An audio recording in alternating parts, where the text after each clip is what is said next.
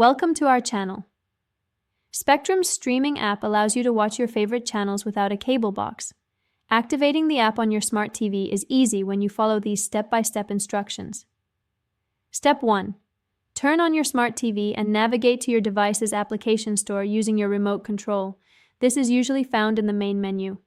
Step 2. Use the search feature to find the Spectrum TV app. Type Spectrum into the search field to locate the official application. Step 3.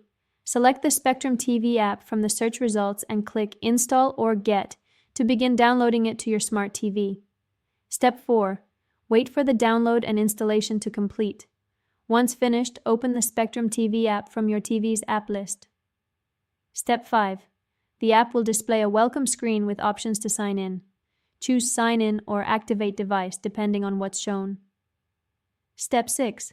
An activation code will appear on your screen. Write this code down or keep the screen visible as you'll need it for the next steps. Step 7. Using a separate device like a phone or computer, visit spectrum.net, activate in your web browser. Sign in with your Spectrum username and password. Step 8.